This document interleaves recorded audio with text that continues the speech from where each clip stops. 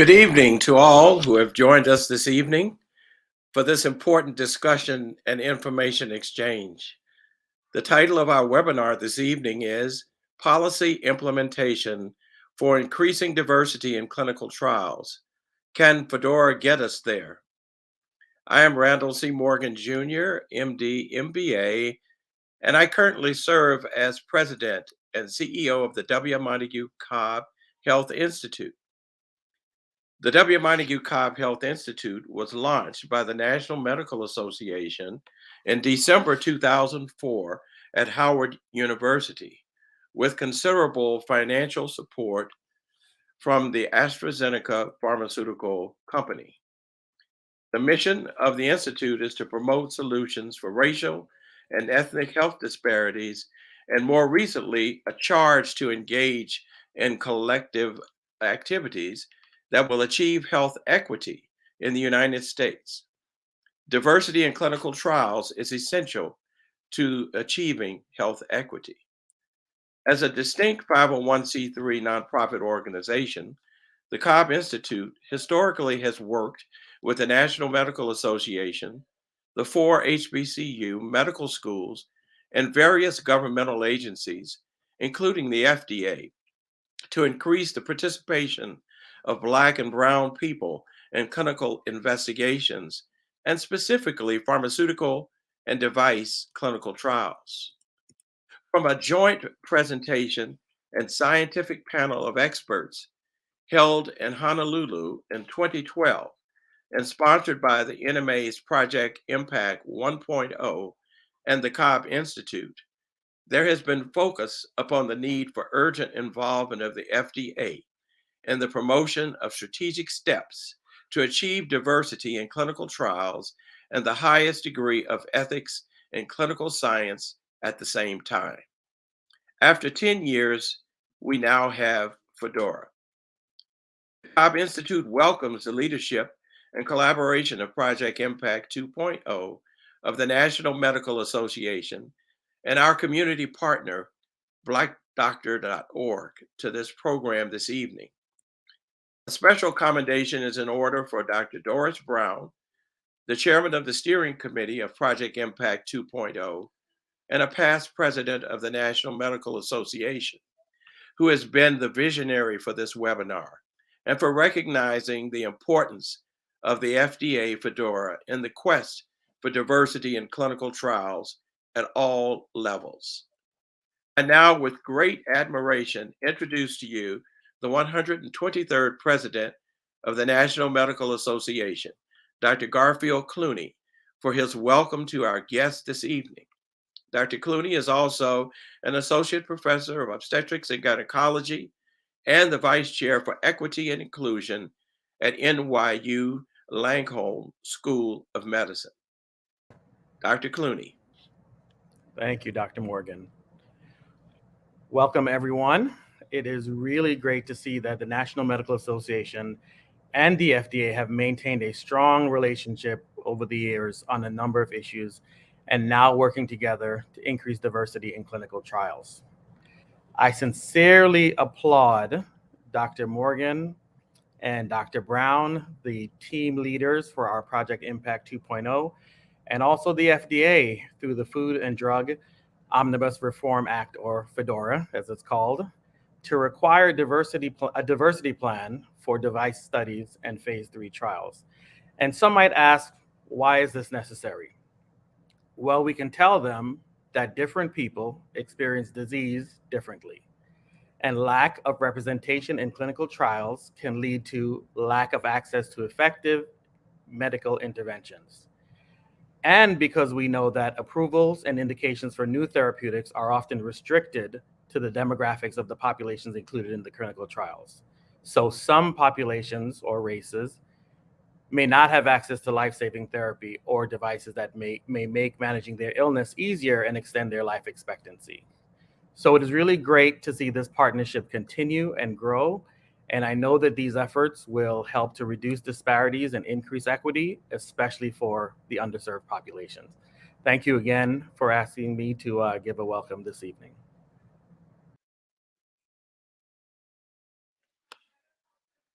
Thank you very much, Dr. Clooney. And now I would like to introduce the moderator for our program, Dr. Doris Brown, who is a past president of the National Medical Association and the chair of the steering committee for Project 2.0 of the National Medical Association. Dr. Brown. Thank you so much. And thank you to the audience for joining us for this very important, at least what I think, a very important discussion on diversity in clinical trials. We know that clinical trials in the United States have long skewed towards recruiting whites only, which justifies us closely examining what it means for the non-white population in the US. In fact, I believe it justifies what is truly meant by diversity. While diversity in clinical trials seems to be, let's say, the rage today, but we need to sort of rethink diversity. And one question might be, why has diversity, equity, and inclusion become so important at this particular time in history? And why must we address diversity in clinical trials? Could it be that better diversity is good science, and possibly it will provide for better medicine and better health care? In 2020, the Food and Drug Administration indicated that 75% of the clinical trial participants were white, 11% were Hispanic, but only 8% were Blacks, and 6% Asians. The study did not address the Native American population. But we know from the National Medical Association's long history with the Food and Drug Administration that they have been working to achieve diversity for some years. And recently they recommended to sponsors of pharmaceutical products that a plan to increase diversity should be included as part of the clinical trial design for investigational products. Draft guidelines were promulgated and published, and recently those guidelines have become law. Again, it is suggested that the sponsors must include recommendations with their submission for investigational products, and that includes also devices. The Food and Drug Administration, as you've heard, the Omnibus Reform Act, and what we call FDORA, was signed into law by President Biden in December of 2022, and now is a very important component for product development.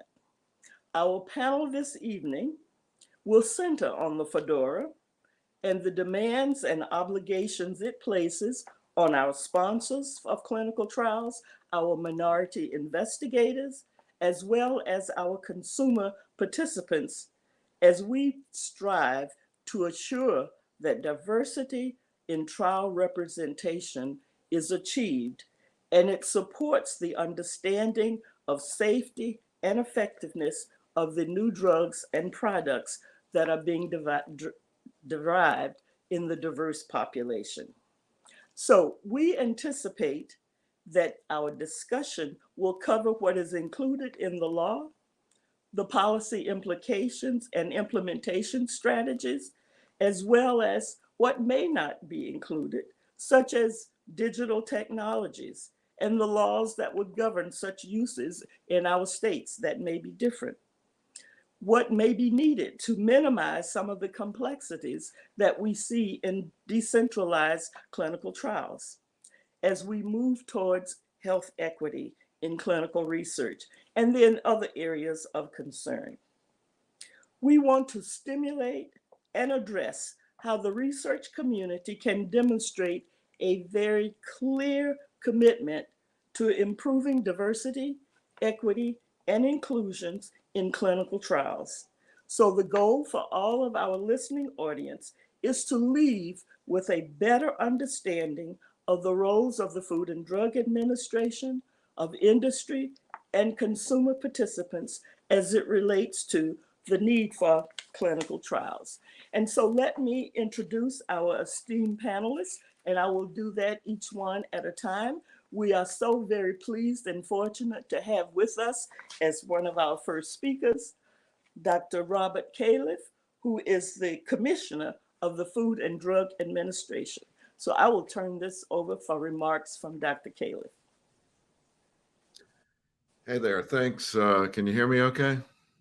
Yes. Thanks for the chance to be with you. I'm going to be brief because I hope we'll have a good discussion, but I think it's clear from your opening remarks that diversity in clinical trials has been a focus of a lot of people for quite a while. And I'll just give a little bit of my thinking in the background that may raise some fairly controversial thoughts, but also hopefully will lead to some good discussion. First of all, I want to commend the National Institutes of Health, which at the same time as FDA has been working on diversity and, as you know, funds a lot of clinical research and clinical trials in the US. And in that situation where the purse string, the power of the funding, resides with the NIH, they have, in my view, achieved a remarkable direct relationship between, at least as far as race, ethnicity, sex go. They've achieved quite a match between the enrollment in NIH-funded clinical trials and the U.S. population.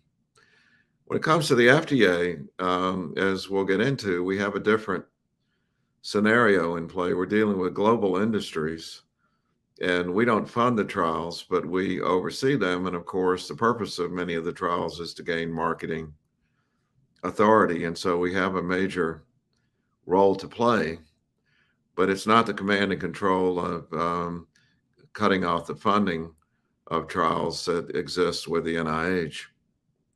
And so as we worked on this issue, we were pleased that Congress in this latest legislation gave us a bit of teeth by adding the requirement to have a plan for diversity in clinical trials and a lot of exhortation for us to exert the bully pulpit and the moral authority on this issue, which we're certainly doing.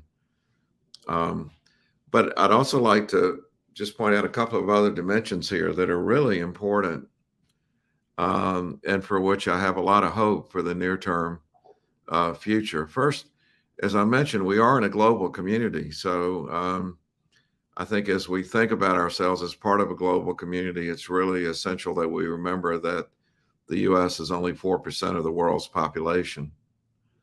And in that other 96%, there are a lot of other representations that need to be made. For example, over 250 ethnicities that are recognized in the world.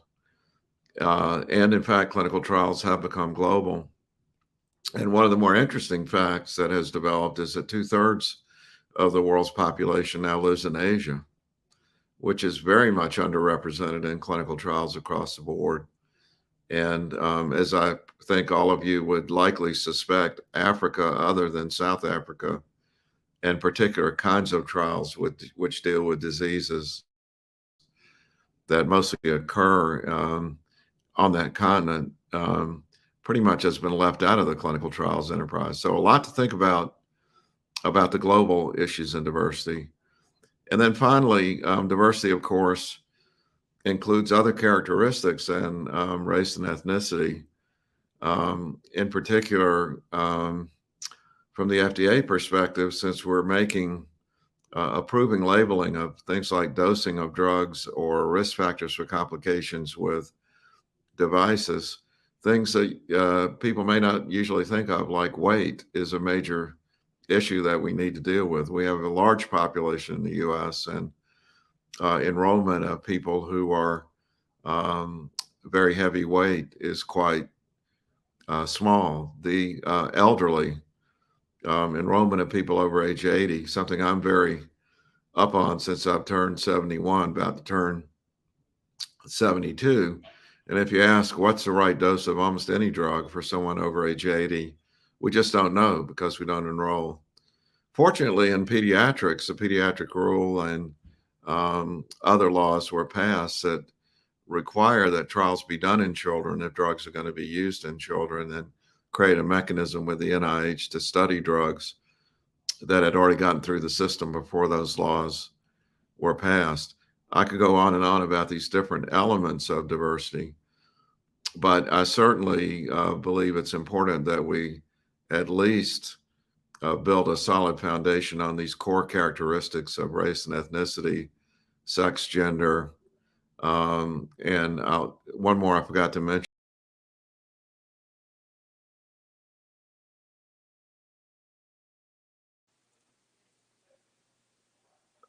Okay, again, I'm not sure if Dr. Califf has finished his statement. Can we go back?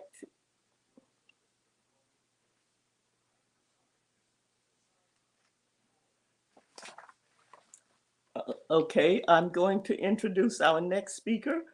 Again, I'm not sure, but it seemed like it switched over to my discussion and introduction of Dr. Namanji Bumpus, who is the Chief Scientist for the Food and Drug Administration. And I do want to make sure that Dr. Kayla finishes his comments. I think there was something with his mic, and hopefully he will come back and we can finish his comments. But let's move on to Dr. Bumpus at this point. Hello. Hi, welcome. Welcome. So yeah, I'm really excited to be here and contribute to this conversation. So just a little bit of background about FDORA. I know we talked about a little, but just kind of, at least from where I sit, my perspective on kind of where we are with things, where we're going. So I think, as you know, FDORA is the Food and Drug Omnibus Reform Act of 2022.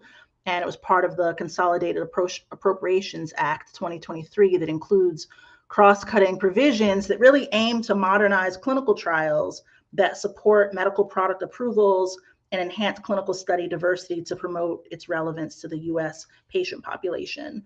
Even though, as the commissioner said, we are also really interested in thinking about the fact that medical product development certainly is a global enterprise, and we're increasingly thinking through how we can also think about diversity in that context.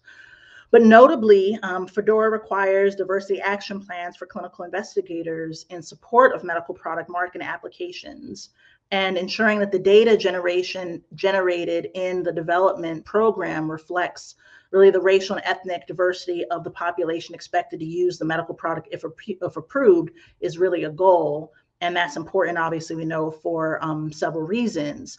Certainly, we can think about it in the context of how there might be differences in safety and efficacy, and how we can potentially identify those through diversification of these trials.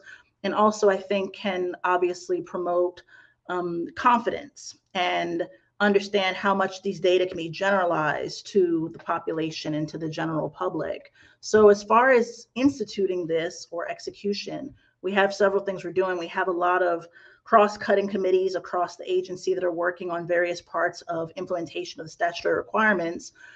As well, we continue to highlight and work on really transparency around clinical trial diversity data. So I don't know if you've known that for several years, we've published, our Center for Drug Evaluation and Research, FDA, has published a drug trial snapshots. And so these are available online. We just posted the data for 2022.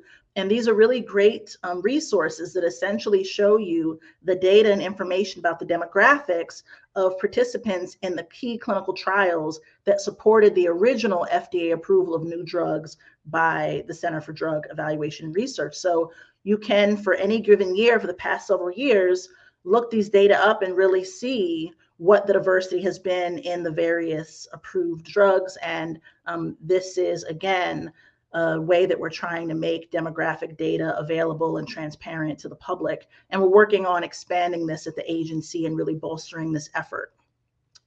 But I just also want to always highlight, since I'm really a molecular scientist, a translational scientist, I've done clinical studies, but I really think about the spectrum. I ran a laboratory at Johns Hopkins before I came to FDA last year. And from that seed, I really think about this clinical trial diversification is really important, but we have to also, I think about the total biomedical enterprise and the ecosystem. And that means thinking about diversification, of course, of our investigators, scientists, physicians across the spectrum, but also the preclinical stage as well. There's so much we don't understand about human biology because our analyses, say our genomic data, have been focused on a very small subset. And even we look at genes, we call the reference sequence, kind of what we compare all those genes to.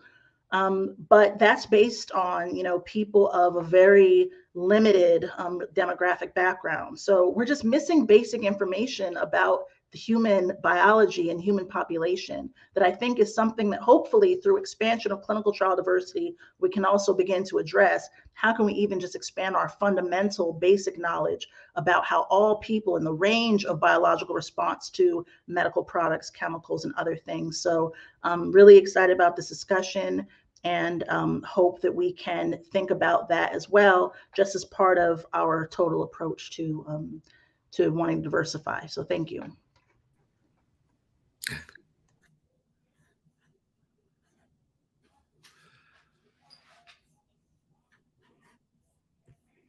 To have him come back and finish the statements. And I think it's along the same lines that Dr. Bumpus was speaking about in terms of the basic information that we don't have. Sorry that there was some technicality. Welcome back. I didn't know what happened. I got zapped there, but that's fine. Technology. I was really down to the last couple of sentences. I was just making a point about rural status being such an important part of diversity, and is very intertwined with the other issues that you all will be discussing tonight. But the biggest change we're seeing, for example, in life expectancy in the United States is the divide between rural and urban populations for a lot of interesting and difficult reasons. And of course, as we do clinical trials, they tend to be focused in areas where specialist physicians are located. And that, of course, is in the more urban areas. So here's an example where digital technologies, and thank goodness now there's funding for expanding the internet to the whole US. I'm hopeful that we'll be able to reach rural populations much more effectively. And then the last thing I was going to say was just how great it is to have Dr. Bumpus at the FDA.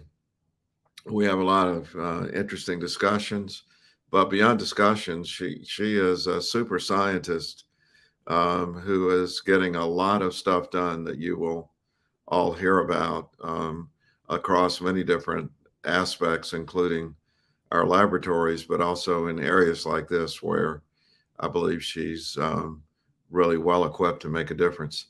So I want to leave as much time for discussion here and appreciate the chance to be with you. Thank you.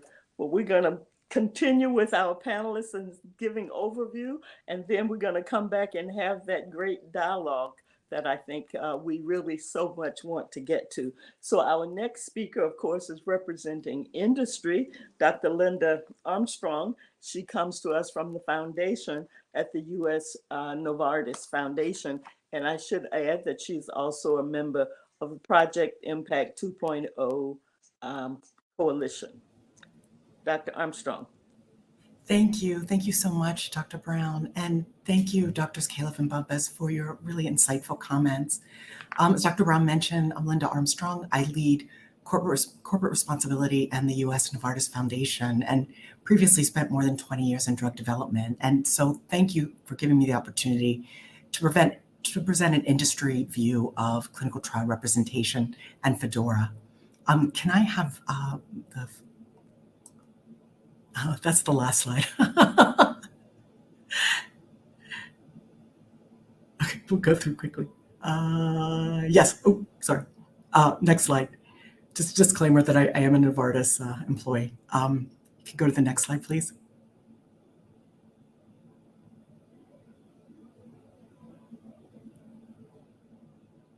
And the next one.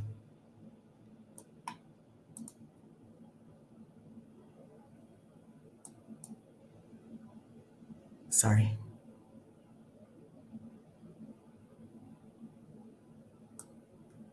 Oh, you don't have to read that one. Can we go to the next one, please? Great, thank you.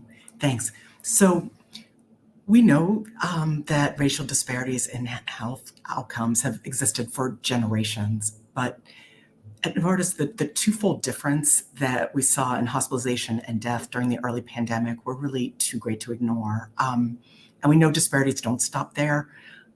With COVID, we know that Black women are 40% more likely to die of breast cancer, more than twice as likely to die during childbirth, and that Black patients are at increased risk for respiratory and cardiovascular events during heat waves, like the ones we're currently experiencing throughout the country. And these disparities affect us all, increasing medical costs and productivity loss. Next slide, please.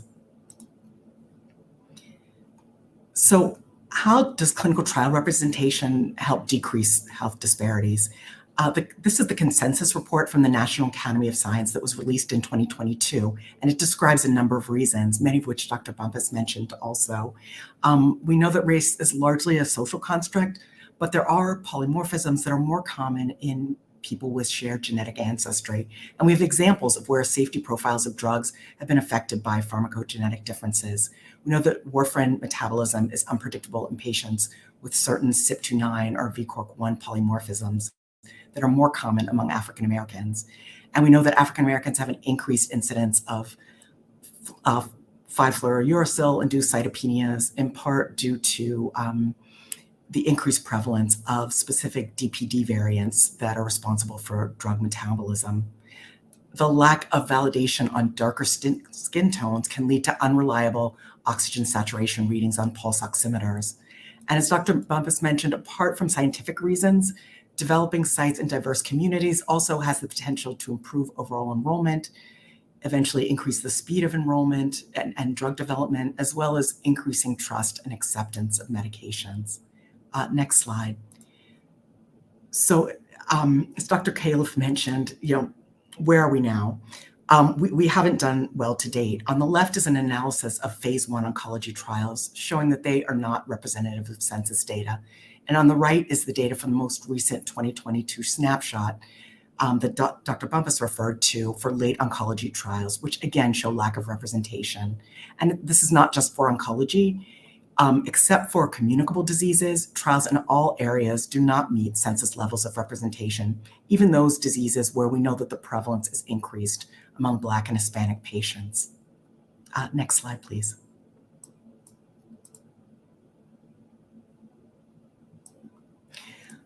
So this absence of diversity is apparent beyond the trial subjects. We'll explore several barriers to representative enrollment, but there's evidence that patients are more engaged by sites where the staff is visually and culturally diverse. And unfortunately, Black physicians are underrepresented. In general, only 5% of physicians and less than 2% of principal investigators identify as Black. And we see similar lack of representation among clinical trial coordinators. Next slide, please. So FDORA is an important step to increasing trial representation in the US, with the requirement for diversity plans, outline goals for enrollment, rationale, and strategy. And there are other requirements that will help disseminate information on best practices. In theory, requirements on decentralized trials and digital health technologies also will lower burden for patients. But more work is probably needed to develop DHTs that reliably measure meaningful outcomes of interest. Next slide. So here are some of the other barriers to diverse enrollment. Lack of access to sites, lack of trust in research or the healthcare system, and lack of disease awareness are barriers to trial participation from the patient perspective that we have to work to overcome. But there are also barriers related to protocol design. Inclusion-exclusion criteria often disproportionately exclude patients of color. Many companies recruit the majority of their patients from ex-US sites because these sites enroll more quickly and cost less. Patient burden for many trials is high, with time commitments that conflict with working schedules or childcare. And finally, there are some site-related reasons where sadly we see bias against patients of color with assumptions made that they don't understand or are not interested in trials, or it'll take too long to educate them. So throughout pharma and biotech industry, we are looking for different ways to overcome these barriers and improve representative enrollment. And I'm just going to briefly give you one example, although there are several others. Next slide. So the Beacon of Hope was created with Morehouse School of Medicine in 2020, and it's a long-term commitment of $50 million over 10 years. It has 3 priorities, one of which is improving clinical trial diversity by creating clinical trial centers of excellence at each of the 4 historically Black medical colleges. Next slide. Here are the 26 HBCUs and 4 HBMCs who have joined Beacon of Hope. Beacon of Hope was originally funded by Novartis and the U.S. Novartis Foundation, and we're joined by nonprofits including the National Medical Association, Thurgood Marshall College Fund, which oversees scholarships and research grants, and other industries like Coursera, the online learning platform. There are also pharma partners, Sanofi, Merck, now Amgen, and Alnylam, and we're working together in a pre-competitive space to ensure that these centers of excellence are sustainable and achieve the capability and capacity that they would like to obtain. We presented Beacon of Hope last year at NMA, and since then we've spent time assessing their ambitions, strengths, and limitations, and are working to make them clinical trial centers that rival those in R1 institutions. 2 weeks ago, we announced 5 new partners, including technology companies whose in-kind contributions will complement the identified areas of need. And by the end of the year, we anticipate that at least 3 of these 4 centers will be participating in clinical trials from 1 or more sponsors. Next slide. But diverse sites are just one piece of the solution. Sponsors need to understand which diseases are overrepresented or present differently in diverse populations, and whether pharmacogenetics may play a role in the benefit-risk profile of the drugs we're developing. We need to examine whether we can broaden inclusion-exclusion criteria without risking the scientific integrity of the study. We need new sites, but existing sites need to improve their cultural literacy and explore new solutions for enrollment. And if we wait until phase 3 to implement our diversity plans, they will not be successful. We must engage communities early and educate both on disease and the importance of clinical trials. Next slide. So clinical trial participation requires a high level of commitment from the individual patient. Community engagement from an early stage is required to build awareness and trustworthiness so that patients feel comfortable in trial participation. I want to start with the identification of trusted partners and co-creation of community outreach, move to disease and trial education with clear metrics that are measured and adjusted over time. And we hope to build engagement that leads to increased enrollment. Next slide.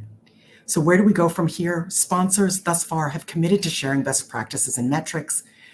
Continued long-term engagement with underserved communities will be required for success. We can't be in and out based on the needs of a specific drug or a specific development program.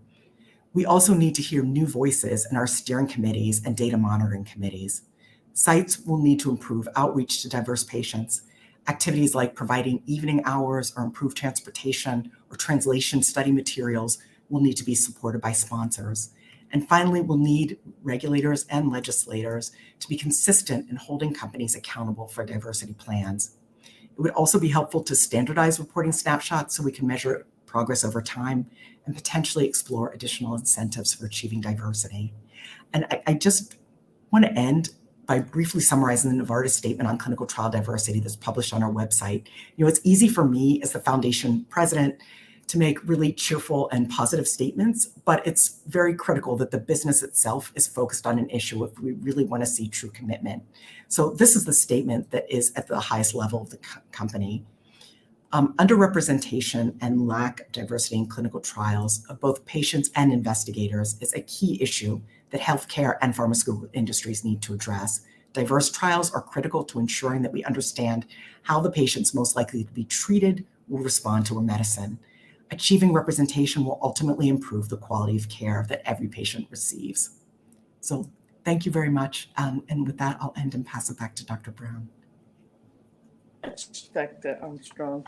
And we will conclude our panels by bringing Dr. Lucille Adams Campbell, who has many titles, one of which is the Senior Associate Dean for Community Outreach and Engagement at Georgetown University Medical Center. I will let her speak in terms of her other achievements, but I want her to address the community aspects of the FDORA and clinical trials. Dr. Adams Campbell. Thank you, Dr. Brown, for inviting me to participate in this webinar today. I'm going to present from a different perspective, the academic community partnership, which is so important for clinical trials. But I'll give you a little bit of background about myself. I am, as Dr. Brown already told you, one position, but I'm the Associate Director for Minority Health and Health Disparities Research at Georgetown Lombardi Comprehensive Cancer Center. And I also am the founding director of the Ralph Lauren Center for Cancer Prevention. So can I have the slides? I'll talk a little bit after following Dr. Armstrong. I think it's a little easier to give this presentation too. And Dr. Caleb already mentioned that NCI plays a major role in what FDA does. And I am the PI of the National Capital Area Minority Underserved NCORE. That's the NCI Community Oncology Research Program. And this is very important that we understand that this is one avenue of reaching many people and greater diversity because we are a minority underserved site. Next, please.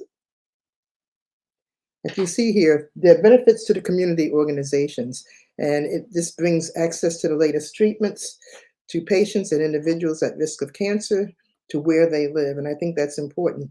Attracts and retains physicians who wish to offer the latest care to their patients. All these things we're talking about.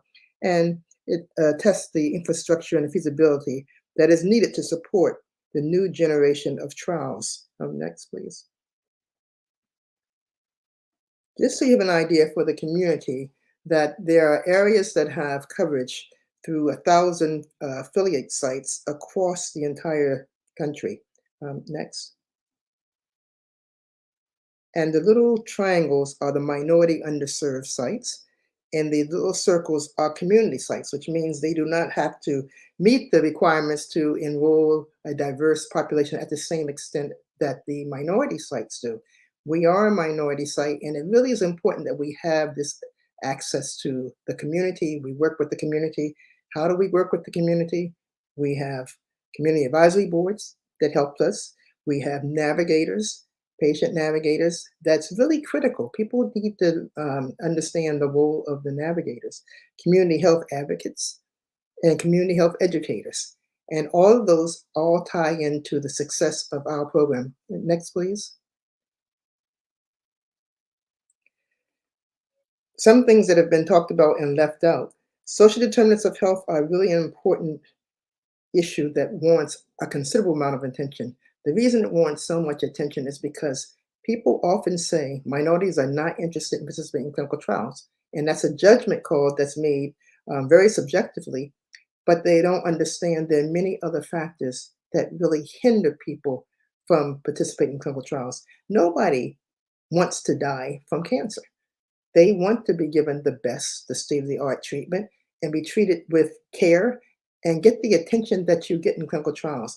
We do a lot of education programs in the community, also with survivors and family members of survivors, so that they can understand the disease process, the treatment, why it's important to adhere and comply to the treatments that are given for their outcome. Nobody wants to leave this earth because they didn't get the right treatment. It's just that they have to address some of the social determinants of health, such as, and you might not think about this too much when you're talking about clinical trials, if people have fear of losing their house or paying rent, or their utility is being cut off while they're undergoing chemotherapy. We have a Health Justice Alliance program at Georgetown that works with the underserved, those individuals. And actually, it has resulted in a huge number of patients identifying their social determinants of health that we can actually act upon with the lawyers at Georgetown to turn about change. And in doing so, just recently, we noted that we had 14% of the patient population participating in therapeutic or clinical trials once their social determinants were addressed. So removing barriers also increases the ability for people to participate in clinical trials.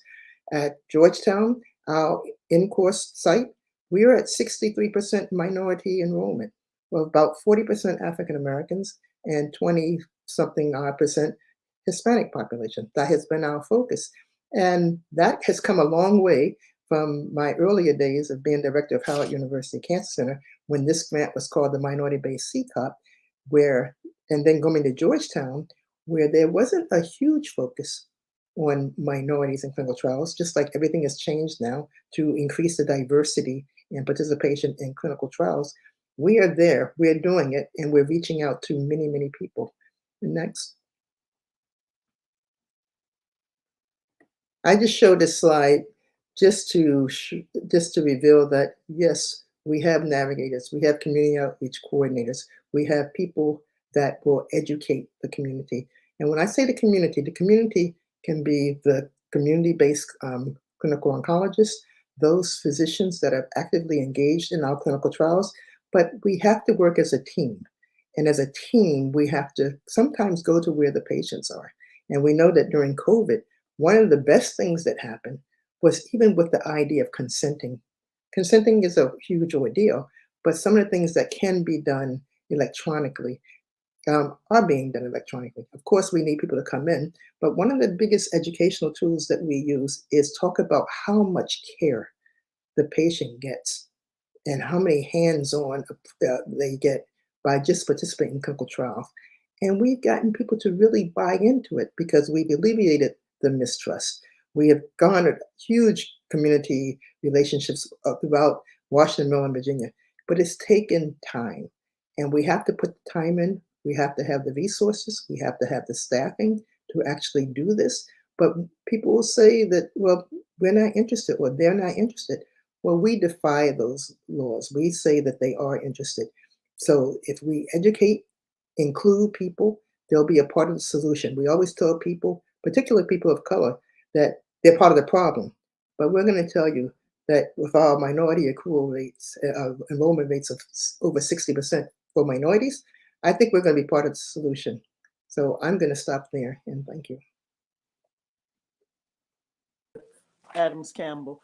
And I would like to bring back all of the panelists now because we're going to move into some questions. And I know there's a question that's in the chat, but I have a question that seemed to have come up in relation to something mentioned by Dr. Califf and Dr. Bumpus in terms of the racial and ethnic groups. And so let's come up with sort of a hypothetical question, if you will, if you can kind of answer this as to whether it might work. If the racial and ethnic groups happens to be small in the United States and might respond differently than a large group with the same kind of background, should we then look for studies where the population groups are large enough to determine whether differences really exist? For example, if we are going to recruit, say, Asian Americans or Native Hawaiians in the United States, would it be better to go to Cambodia, Japan, Thailand, Vietnam, or China to do those particular studies? Would that outcome of the study have applicability to those Asian Americans in the United States? And while I say this for FDA, anyone can respond to that. That's just starting off being the devil's advocate, I suppose.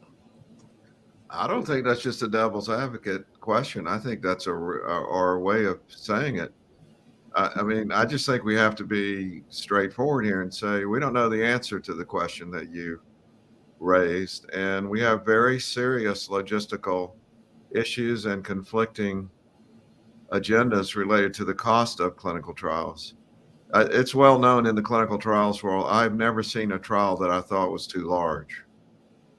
And most of my career was spent doing very large 40,000 people clinical trials in cardiovascular disease, 10 to 40,000. And we always learn something by the heterogeneity of the population. most of the trials I did were international with many countries and research sites.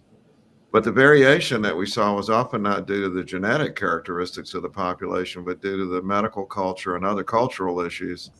For example, in South Korea, the use of herbal medicines that affect metabolism of warfarin was an issue that we had to deal with. So these things get very interrelated, and there's no way to sort them out that I know of other than empirically. But at the current cost of clinical trials, I'm sure our friend from Novartis would say, you tell us we got to enroll a relevant population from every possible country, we'll be out of business.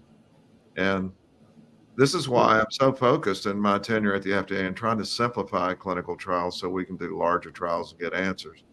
But Dr. Bumpus understands the biology of all this in the way that I don't, so I'm very interested in her opinion. Well, actually, what I was going to speak to, I agree with everything the commissioner just said. And what I was going to speak to, though, are, I know you all well know, we all well know the cultural differences and age group differences. I mean, different populations have preferences even about drug formulations, for instance. I mean, I used to do research in HIV prevention. We did a lot of clinical studies, and we found that younger men did not want to take a pill daily all the time. Many of them would say they'd rather have long acting, or they'd rather have an injectable or something else. And so there can be these differences. And also, if you look across the world, there are certain ways, some cultures, people are more used to receiving drugs, via different routes. So I think that that's certainly part of it, where we want to look at the biological outcomes, but we want people to use these products once we develop them. And I think that part of this whole enterprise is also just understanding some of those cultural differences and even just acceptability of products too. So for that reason, I would say it makes it difficult to say that because genetic backgrounds might be similar, that it's interchangeable. You can just go somewhere else, because you might get some of that biology, but you could miss out on an important piece, which is just how the actual person is going to feel about the product. Yeah. Just a final comment on that. I helped start a medical school in Singapore. That's a Duke Medical School in Singapore, and I'm pleased to hear it's actually doing quite well, 15 years out. But what really got my attention one day is a student there stopped me and said, Dr. Califf, you all develop all these drugs in the United States and Europe, and you tell us what the right dose is for all of us Asian people. We're the majority of people in the world. Why aren't you doing your studies over here? And we're going to need to come to grips with that. So I think the question is a really good one. Yeah. And I think that you don't even have to. Sorry, I just wanted to add one small point, was that I think, we talk about Native Hawaiians and ethnicities that are of, smaller numbers in the US, but, even in our FDA snapshot from 2022, more than half the studies had 10 or less African-American patients. So there is a limit to what we can, what we can infer from that data. And so we will also have to rely on things like real world evidence and real world data, and improving the quality of that data so that we can truly understand the benefit risk of our drugs over time. Yes. And before I go to the question in the chat, let's just look at cost, and how much does cost of the trials play a role in whether get that diverse representation. And we can ask Armstrong, but please, others can chime in as well. Sure. So patients and sites are paid for their participation in trials, and costs in the United States are higher than in some of the other countries. So that can be a driver for why we see trials being done in ex-US. Honestly, also in some countries, trials tend to get enrolled faster outside of the US. So, but with FDORA, we are starting to see a greater interest and emphasis on recruitment in the US, which is wonderful. But we do have to understand also we want to make sure that that doesn't delay timelines and also, increase the cost substantially. Thank you. Another question, and it seems like I jumped ahead. The question in the chat was about the cost of that we were already addressing. So, Dr. Adams Campbell, you spoke about the social determinants of health. And as we look at some of the health equity accommodations that really should be addressed in some of the populations that you spoke about, particularly the underserved community, and particularly cancer and oncologists, very much in tune to that. But there are some that we know for African Americans in particular, and certainly with that, we tend to have a late stage diagnoses for our cancers. And so that really would lead to poorer outcomes. Can you to how your advocates, your community health advocates and navigators play a role in making sure information is reaching those communities so we can step away from the late diagnosis and improve health outcomes? Well, I think that we are making a great impact on the community because, first of all, they're screening detectable cancers. That's one thing that we know. Mammography, huge success. Getting the message out, getting the word out, having a pathway such that people who don't have the funding can come in. We have partnerships with Department of Health and all, can get screened. If there's an abnormal finding, they still are in the system and are treated. And we're moving the curve, shifting the curve to the left, more early stage diagnosis. We're trying to replicate that for other diseases that we can screen for. Lung cancer is a huge topic now. Remember, a year ago, you had to smoke 30 pack years to even get screening for lung cancer. But with the data and the findings, Black smoke less, 20 pack years. We are educating, going out into the community, and we've started things such as pastoral initiatives, working with major organizations, whether it's the Lung Association, American Lung Association. We have to work in tandem with these other groups because you can't do it alone. But our educators, we have many programs that we do live, in person, just like you're doing this, we're doing it. We're taking it out on the road and educating different groups. And we get many requests. We do what we call community grand rounds. Different than the typical medical grand rounds, they're like 15 minutes. But it gives 45 minutes for the community to ask questions about anything. And right now we're focusing on men's health. We know that Black men are dying earlier than any other group. And we realize we have spent all of our time really focusing on women's health issues. And now we have fraternities we're working with. We are just partnering, educating, bringing people together. They could be town hall meetings, they can be small group meetings, but we're doing that across the Washington, Maryland, Virginia regions. And I think it's a lot of work. The new funding of Ralph Lauren, creating the Ralph Lauren Center, has also played very well into this and given us much more resources so that we can do more and provide patient assistance. Anytime you reach out and touch somebody in the community, you better have a plan how you can address their needs. We're talking about lung cancer screening. We better be able to support them coming in and finding out they might have something abnormal and go through the entire path and maybe signing them up for Medicaid if they have to. But getting that diagnosis, we're not going to leave people in that gray zone where can't do anything until you get a diagnosis. So our activities are really too many for me to count, but they really, I think, making a difference. And we're showing the increases in clinical trials. We're showing the increase in knowledge base when we do pre and post tests, not a minute after you tell them, but when you actually look at real data, you can see that we're having some impact. And we constantly do needs assessments. We need to find out what the community needs are. If we see rises in multiple myeloma in one area or rises in prostate cancer in a certain area, just go there, or the environmental factors that play or wreak havoc. So we're really all across the area. And I have the staff to do quite a bit of it. Okay. Dr. Moore, I want to just come to you for a moment if you want to ask a question before I have my next question about FDORA.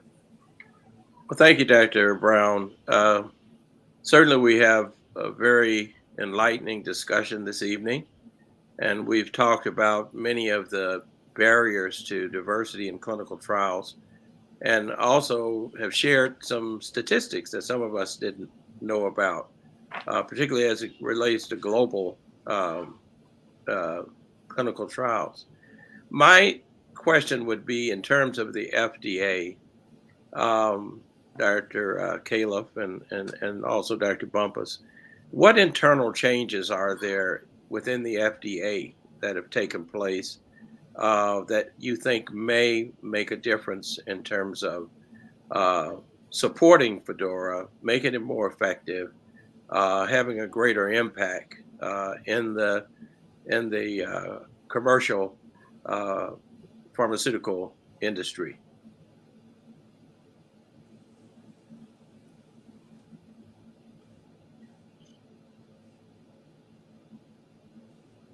Sorry, I was on mute there. I'll let Dr. Bumpus take the lead on this, and then I have a few comments to make, but I'll follow up. She's in the thick of making it happen. So, Yeah, so it's something that we're working hard on internally. I think one thing, as I mentioned, we have the drug trial snapshots. So that for years has shown, our data and transparency. We're looking to expand that. So that's done through our Center for Drugs, and we have other folks in other parts of the agency, working on that as well. So we're really internally working hard, I think, to increase just making the data available to people. And I think you saw a lot of that even before I came to FDA, like through the pandemic. Certainly there was a lot of transparency around data. I think it was very helpful to people, and looking to continue to just make sure those data are available. We have really cross-cutting groups that are working on all the implementation aspects of FDORA, working on, that guidance that'll give a lot of information around the diversity action plans, having a lot of internal conversations about what things we can do and what strategies we can use. And I think, as you know, certainly as part of FDORA, there is a public meeting aspect. So that's something that will happen later this year as well. That'll give time for feedback in that way. So I think our focus is really having our conversations about what we think our strategies can be, obviously being responsive to the statute, engaging stakeholders, providing public opportunity. I think, also, we've had recent guidance that's still open for comment around decentralization of clinical trials. So I think that is something that also we're just trying to, I think, get more around that as far as encouraging people around ways that they can kind of utilize it by leveraging that guidance. And just as I mentioned, continuing to increase our transparency. So what do you think? Thank you. Califf? I think you made some great points as always. I would stress a couple of parts of this, some of which I've already alluded to. The snapshots are really important, but we've been limited in the snapshots, and that the data only pertains to the drugs that are part of the application that leads to a successful application. Well, 90% of drugs, for example, that enter phase 1 never make it to market because toxicities are found. And, that's the majority of the clinical trials that we do. And you're not seeing those in our snapshots.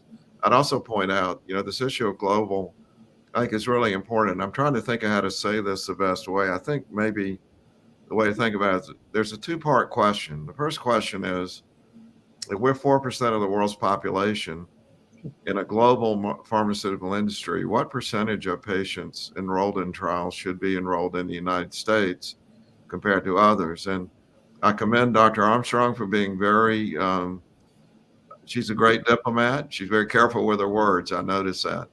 But the fact is, the industry, and Dr. Pazner is very concerned about this in oncology, is increasingly not enrolling in the US or enrolling as few people as possible, for the reasons that she gave. It's slower, it's more expensive. It's just easier to do the trials in places like Eastern Europe, and South America, where we're seeing more enrollment. And those patients, while they need to be in trials too, those cultures don't represent the medical care environment we have in the US. And then part two, which is where the snapshots I think are really important. If you said the majority of patients are not enrolled in the US, and then you use that as a whole denominator, of course, for example, African American population will look quite small.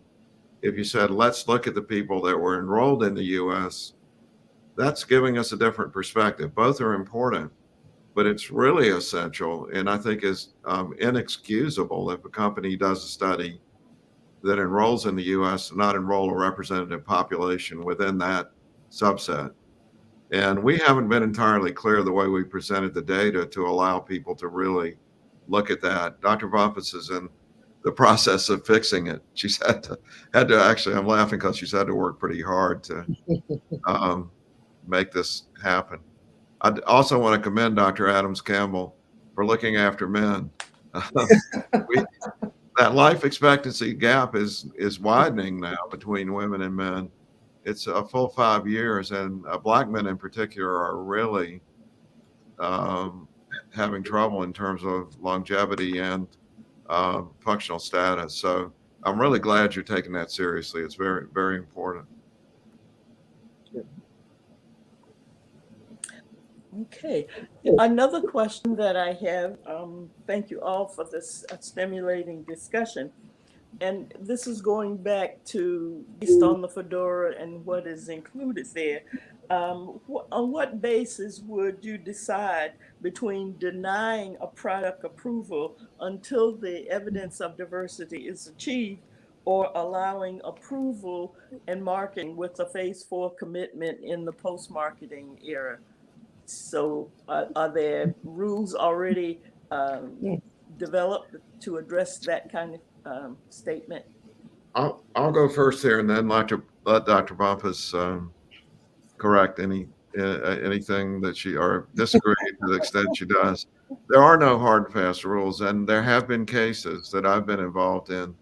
For example, I'm a cardiologist, so first of all, I've done a lot of trials with Novartis in my career. It's been some of the ones I'm most proud of, the development of the ARBs and the latest heart failure drugs, which Entresto, very spectacular benefits. But there was a French company that actually literally as a policy hated the US. I don't know of any other nice way to say it, that developed a product that saved lives in cardiology and then brought the data to the US for approval.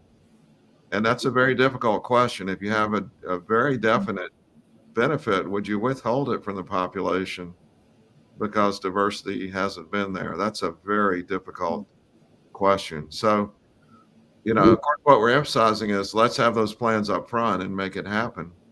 But faced with the individual case, it really right now is a matter of judgment. And this is also important. Remember that the commissioner and the chief scientist don't make that decision. Those decisions are made by the medical product centers who have the expertise and do it full time. Yeah, I think also as we understand earlier, what are the epidemiological differences? What are there differences in PK, PD? And if there don't seem to be those differences, then perhaps we feel more at ease, approving drugs, for all populations, including the US. So I think, the earlier, again, if we wait until phase 3, the diversity plans are wonderful and definitely required at phase 3. But if we wait till phase 3 to think about diversity, it's too late. Yes. Okay, other comment? Okay, let's see, there is a question here. And it's in small writing, so I'm gonna have to put my glasses on to see that. Will diversity in clinical trials be necessary for the development of the precision medicine approaches? That's pretty straightforward. The short answer is yes. Yes. You can't, to have precision medicine, you have to have a spectrum where you see a difference between one population and another to pick the one where you precisely treat. So the diversity of enrollment is the essential ingredient. Yes. Yep, I'd agree. And I'd Okay, say and again, diversity. even I was going to say diversity at that preclinical stage too, so that we understand even the targets and what we're trying to be precise about. I think that it's certainly important there too.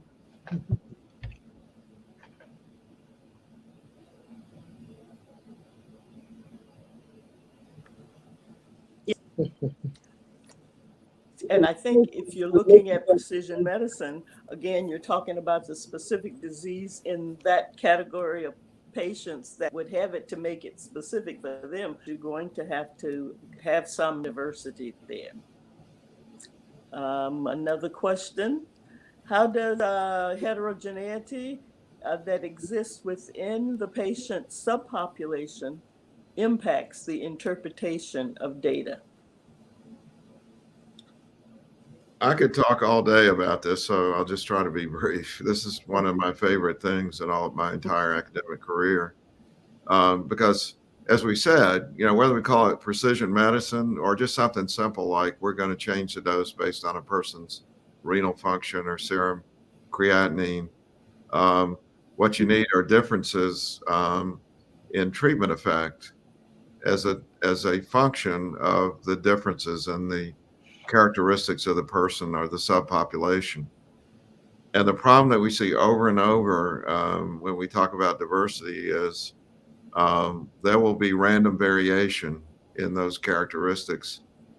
And you have to have a large enough sample size to draw a valid conclusion that the assumption you're making that the difference is real and will occur after the clinical trial when you apply it in practice. You have to have enough power in that subpopulation to be able to draw that conclusion. And so this gets us back to the discussion we were having about the samples, how large trials need to be. And, roughly, this is very rough, but if you design a trial to, let's say, have 90% power and a beta error of 0.2, and then you want to say, okay, I want to look at Caucasian and Black people, or I want to look at men and women, you need a sample size about double what you started with to have adequate power. Now, you can use statistical modeling to make up for some of that if you have a spectrum of characteristics. So the short answer would be it's absolutely critical. The long answer is it's one of the most common sources of error in the interpretation of clinical trials that assume that a difference is real when it's really random variation. Mhm. Yes, thank you. Anyone else wants to add to that? Let me go to, oh wait, questions keep popping up. Does FDORA also assure that the funding diversity across the HBCUs and MSIs is in place? And the second part of that is how equitable distribution of funding monitored? We'll have to turn that one over. And I think, yeah. We have to turn that over to our Novartis colleague because the FDA has absolutely no role or power to affect the funding that companies give when it's industry sponsored. As I said, when NIH funds it, that's not us at FDA, but we're quite proud of as our colleagues for what they've been able to do. Okay. Dr. Armstrong, and then I'll ask Dr. Adams Campbell to talk about it from what's in the MCORP for funding. So I think it raises an interesting question. Every company is different, and sites negotiate for their own their compensation by trial and by patient. But when we think about the incentives that are given to patients, obviously you cannot give an amount of money that is so large that it will coerce a patient to participate in a trial. But by the same token, we know that taking time out, if a patient has a job with an hourly wage and it's going to take 10 hours to be in a trial, just reimbursing the cost of a sandwich and parking is not going to do it. So I think we do have some conversations to have with ethics committees and IRBs about what is really a reasonable compensation for participation in a trial. And maybe it's different from what we've historically thought, but we have to be careful because it's a fine line between being fair and being coercive. Dr. Adams Campbell, you want to add I'm something? thinking about that question. Step up. I'm thinking about that question because even though we were a minority underserved in-core site, it just meant that our catchment area had to have about 40% of the population they were minorities. When you asked about HBCUs, I'll go back to my days of being director at Howard University Cancer Center and having the minority-based CCOP. Yes, you could get into having clinical trials and they would fund you, but now that it's becoming in-core, you have to at least be, and this is a catch-22. You don't get more money till you can show that you can actually do the clinical trials. And then you say, well, I need the money to prove it to you. And that to me is a very tough, that's a hard issue to address, because I've seen monies from pharmaceutical companies being given to individual physicians, like at HBCUs, MSIs, wherever. And then I've gotten calls saying, but the person's not enrolling the people they're supposed to be enrolling or said they were going to enroll. And when that happens, I'm like going, why are you coming to me now? What was the plan in the very beginning? So I think it's a double-edged sword that funding is available if you can continuously prove that you can meet the audits that are provided. You have to go through the audits of your trials, making certain the people you enroll are eligible based on eligibility criteria, making certain that they are getting dosed appropriately and they're being followed appropriately and monitored appropriately. So I think it's tough unless you're going to going to start some other small community oncology programs or whatever, clinical trials programs, and actually fund and make certain that they are able to meet those requirements to go forward. But I think it's tough anywhere to do the clinical trials. So, but having the money, even though I'm at Georgetown, we qualified because of the catchment area, and that gave us positions for the clinical research associates. That's really important. Having the program manager, that's really important. Having nurses engaged, that's really important. So you can't just say, I want to do it and not have some infrastructure. So how do you build an infrastructure? And you have to lead with your strengths. If your strengths are in cardiology and you have a good enough team, that's where you would start. Sometimes people start just randomly and, oh, I just want to do it in this, but you have to see where your strengths are, where you have the people, the expertise, and the willingness to really do all the things needed. But I don't know how the money comes to everybody. I really don't for HBCUs. I think one learning that we've had working with the Centers of Excellence is the importance of protected time for faculty. Yes. And that, industry does not pay in the same way as NIH, for example, where you get your grant at the beginning, you get paid at the end of the trial. And often PIs will need the time at the beginning of the trial to really get the trials up and running, and they don't have that protected time. So I think that is a barrier at some of the institutions that we're working with. So we're to think about ways to support the faculty so that they can become trialists. Any thoughts of having startup money for people, and that would actually help instead of waiting to the very end, because that's really tough. HBCUs, that's very tough if you don't have the infrastructure. I mean, you're comparing sometimes apples and oranges. I've been involved in many of the HBCUs, different programs and clinical and research enterprises. And I can tell you, if you give them the money up front, they probably do a good job, at least some of the money. But with no money up front, I think that's tough. And it seems like people are being marginalized more so because they can't play in the same sandbox because they just don't have that beginning point. Not saying that they don't have the aptitude and ability to do it. It's just that you have to have the infrastructure. Is there anything in the FDORA that addresses going a little bit beyond the patient's perspective, addressing cultural competency and understanding their fears and skepticism and lack of trust?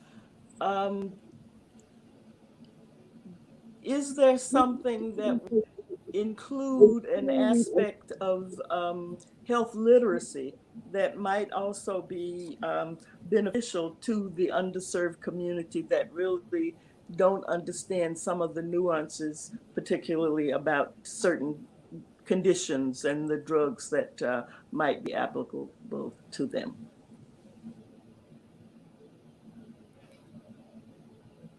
An aspect that's seen in FDORA, or aspect for the sponsors to address?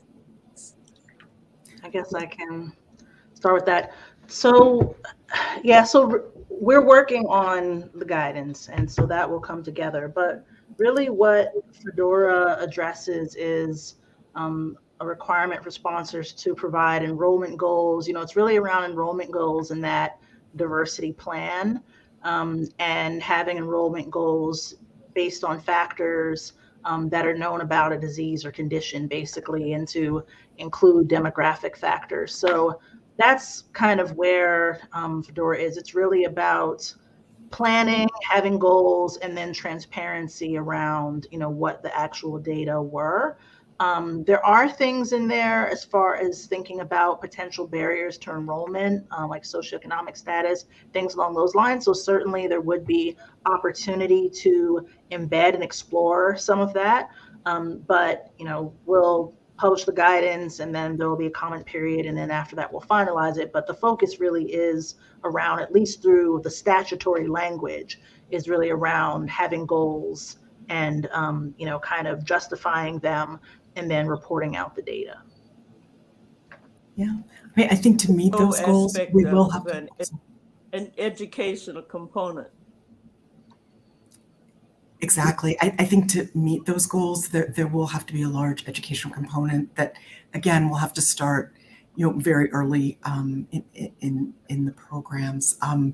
We mentioned that with Beacon of Hope, Coursera is one of our partners and have created a clinical trial course that is, visually and culturally representative, and to try to make people, both physicians and patients, aware of what is the value of clinical trial participation. And we're seeing more efforts like this across the industry that I think will be needed to try to overcome some of the historical and present mistrust of healthcare and of participation in trials.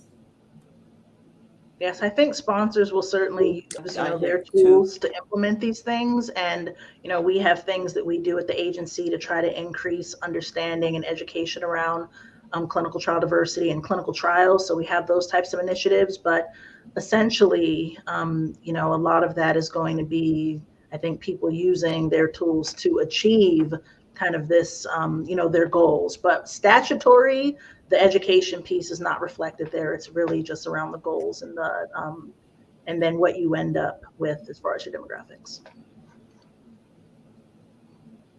and having a plan.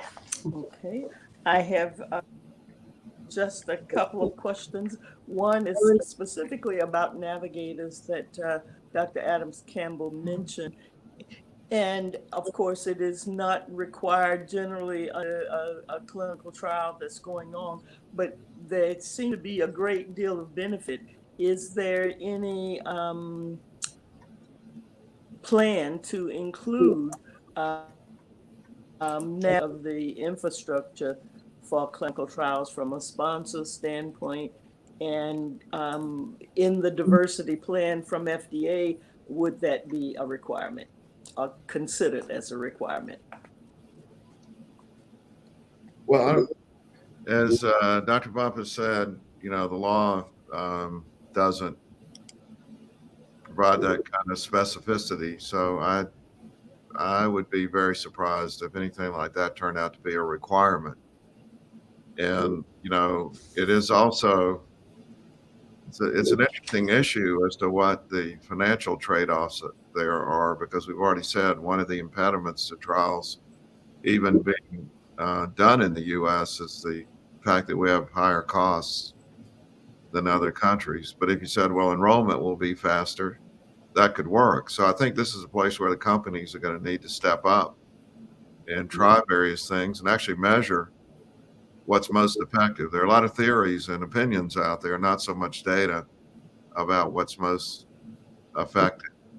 And I do want to point out on your last question, as Dr. Papa said, there will be a draft guidance and you will get your shot at it. So if you see things you don't like what we're doing, or you see how to do it better, you will get a chance to weigh in, and we'd really welcome that. I think an important piece of FDORA is sorry. I was just going to say, I think an important piece of FDORA is, the commitment to public hearings and the importance of transparency. We have had a lot of why, but not a lot of how, and so for all of the stakeholders to be open and transparent in what works and what doesn't, I think will benefit all of us. Thank you. Well, I'm going to go around and ask the panelists for one final minute as we sort of come near our closing. And then I'll have a final overview statement and then turn it over to Dr. Morgan for our final message. Dr. Adams Campbell, since I see you at the top left, final comments? Anything that I did that you really feel like must be included? I think this is an important and critical time for us to really be focusing on the clinical trials. We look at our epidemiologists, we look at the rates of diseases, the incidence, the mortality that's happening. Technicology. Okay, final thoughts. Am I mute? Did you hear me? We heard you. Yeah, please keep going. Yeah, we heard. So because I'm an epidemiologist, and I think that when we look at the data, we see that the disparities are getting greater.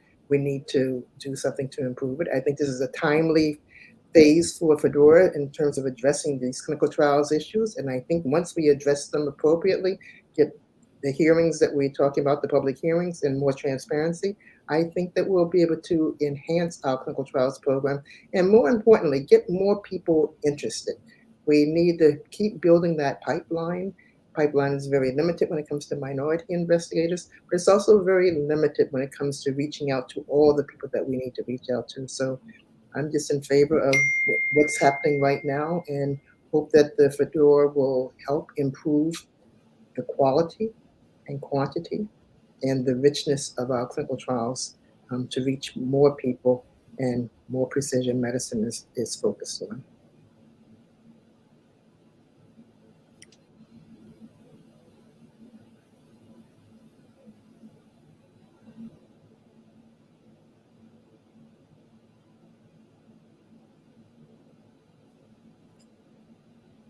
And I'm done.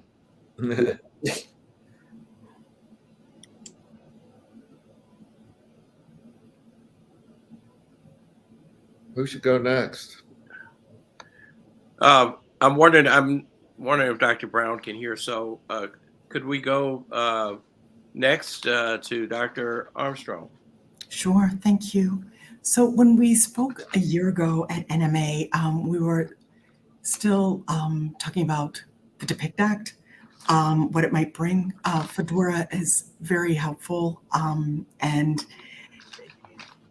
just would like to encourage all the stakeholders to share approaches, what works, what doesn't work, at the end with the vision and the objective of improving medicines for all of us, and particularly for our community. Thank you. Dr. Bumpus. Thanks. I just want to highlight again some of the tools that we have in case people want to check them out. So like I mentioned, you can put drug trial snapshots into a search engine and find them that way. We also have the Diversity in Clinical Trials Initiative developed by our Office of Minority Health and Health Equity, and that initiative includes really ongoing public education and outreach campaigns to help address some of the barriers in diverse recruiting and clinical trials. And they have educational materials in multiple languages. So I would encourage folks to go check out our Office of Minority Health and Health Equity website to see what we're doing, and also to see what educational materials you can potentially leverage in your own work. Thank you. And Dr. Califf. Well, first of all, thanks for giving me the chance to be here with you tonight. And I'm glad you all are working on this topic. Some of you know me, so I'll just say it straight. I think one of the biggest issues that we haven't talked about is we're asking a lot of clinical trials to make up for what is an inherent set of biases and structural issues in our healthcare delivery system.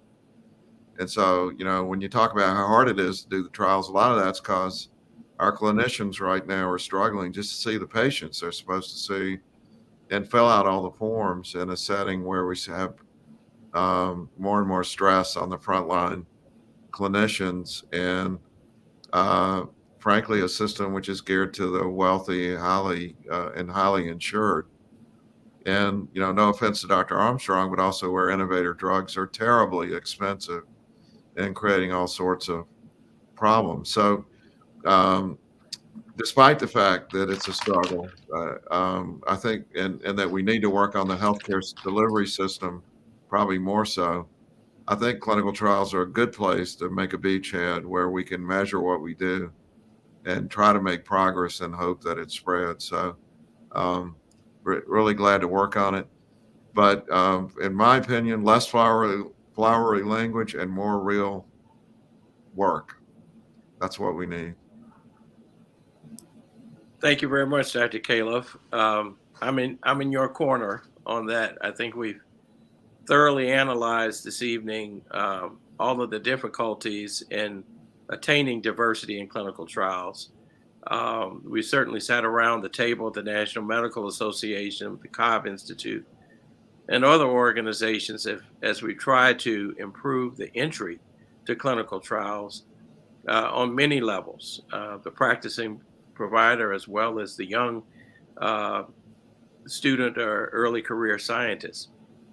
And we still have not been as successful as we would like to be. So we certainly need the special programs such as the one Dr. Armstrong spoke about this evening to make a difference. We also need to have, I feel, more synergy between some of our institutions. And I think Dr. Adams Campbell could speak to that because of being at Howard and being at the HBCUs at some part of her career and now being at Georgetown. The reality is that each of our HBCU medical schools should have a very symbiotic relationship with their neighbor, majority, and research institution that is a National Cancer Institute institution, does get funding, does provide protected time. Because we absolutely need to have minority providers at all levels. So we certainly are excited about the work that Dr. Bumpus is doing at FDA. Thank her for leaving the prestigious Johns Hopkins to go to FDA and really make a difference. And so we certainly appreciate Dr. Califf's assessment at the end of the day is we can sit and talk, but we have to begin to roll our sleeves up and do something and make change and to improve the health of all, not only Americans, but all in the world by refining and improving, making clinical trials much more effective. Dr. Brown, are you able to join us? Or we still have technical difficulties? Yep. So we're not hearing Dr. Brown. So we'd like to thank everyone who has attended this event today. this evening. This is tremendous information. I'm sure it will be available for review. I'd like to review it myself 2 or 3 times, even though I did take some notes.